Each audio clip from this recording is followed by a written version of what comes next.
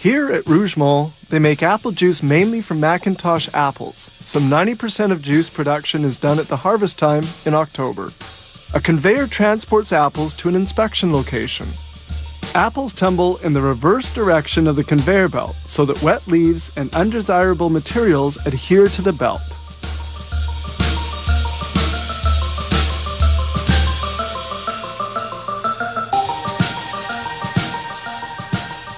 The apples are stored in silos for several hours. In order that the apples are not too bruised in their descent, they're slowed down in this stepped chute.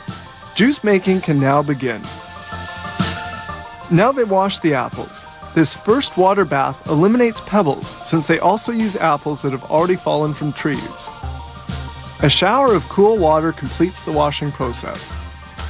The apples are then cut into little pieces in this grinder and produce gratings. Enzymes are added which break down the cellular structure of the fruit, allowing for maximum juice extraction. Next, the gratings are transferred into maceration reservoirs where they'll stay for 60 to 90 minutes. Then they extract the juice. The gratings are pumped into a powerful hydraulic press. Inside the press, filter sleeves hold back the skins, seeds, and stems of the apples. Quality control is strict.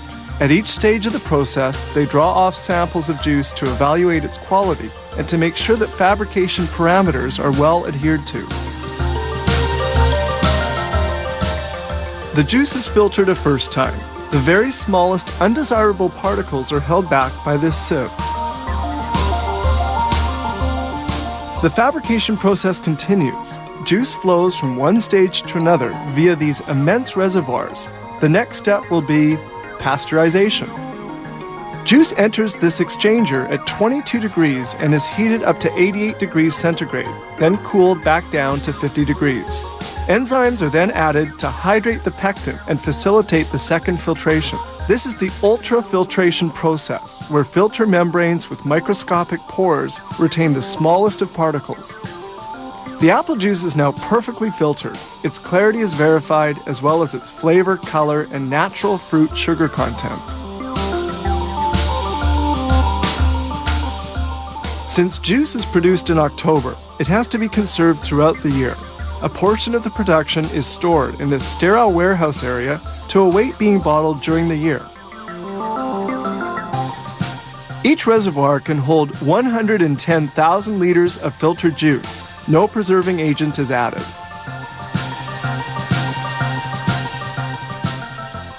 Now we move to the next stage, which is the filling of the containers. These little drinking containers are filled at the rate of 100 a minute. The containers are then hermetically sealed.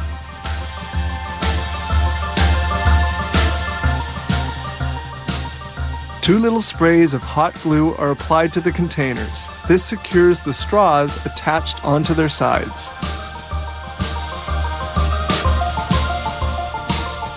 Another automated production line fills bottles with juice.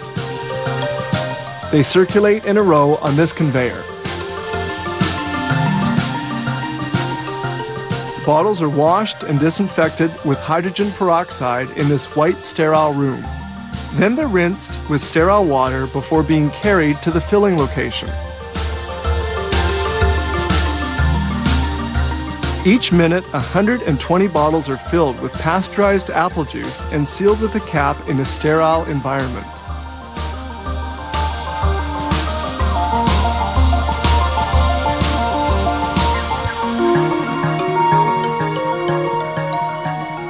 Bottles are then labeled and sent to shipping. Between 20 and 40,000 tons of apples are transformed into juice yearly. Thanks to its perfect preservation, consumers can enjoy this juice at any time of the year. The violin developed in the 1500s, evolving from a series of guitar-like instruments that musicians played with a bow. While the violin is best known for classical music and gypsy music, today you hear it in pop, country, bluegrass, and even jazz. First, they cut a piece of maple, then split it in half to expose the grain in mirror image. They melt down glue flakes made from animal hide, then bond the pieces together. Violin makers use only glue, never nails or screws. These pieces of wood will form the back of the violin. After 4 hours, the glue is dry and they can remove the clamps.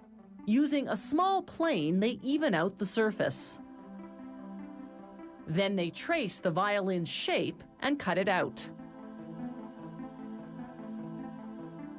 They shave the surface, sculpting a downward slope from the middle using an even smaller plane.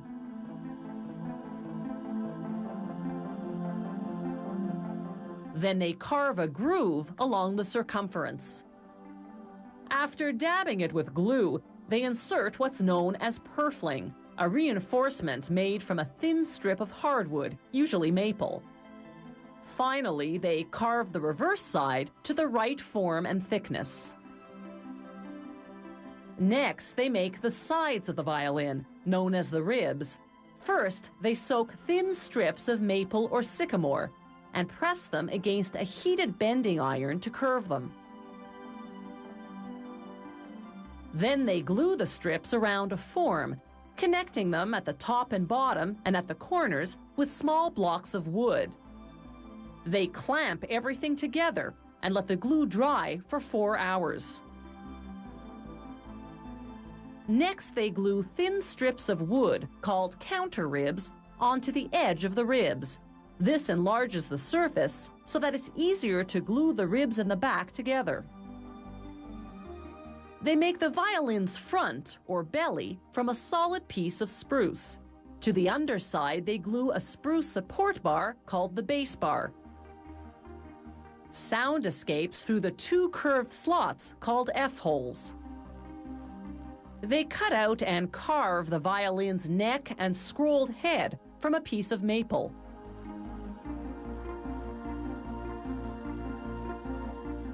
Then they glue it to the body. They sculpt the fingerboard from ebony, a hard wood that's durable enough to withstand centuries of violinists' fingering. Using a tool called a peg-hole reamer, they make holes for the ebony or rosewood pegs around which the strings are wound. They coat the wood with 4 or 5 coats of varnish, depending on the color, then polish it with several coats of oil over several days until the finish is shiny and silky smooth. Next, they insert the sound post. This little pine cylinder conducts sound and supports the belly against bowing pressure, so it's critical to position it in precisely the right spot between the belly and the back. It's not glued, but rather wedged into place. The bridge isn't glued either. It's held in place by the pressure of the 4 strings, which they feed through the ebony tailpiece and wind onto the pegs. The bridge has little notches in which the strings sit. The violin is finished. They make the bow from horsehair and a high-quality Brazilian wood called Pernambuco. They bind the hairs at one end with a strong sewing thread, then burn them and seal them with wax to prevent fraying. This end goes into the frog, the wooden box at the bottom or heel of the bow. They cover the frog with a mother-of-pearl lining, then slip on a ring made of nickel, silver, or gold to prevent the hairs from tangling. Next comes the screw that controls the tension of the hairs. They comb the hairs to make them parallel, then insert them into the tip of the bow, known as the head. They tighten the screw until the hairs are taut. Finally, they rub on rosin, a sticky pine tree resin that keeps the bow from slipping off the strings.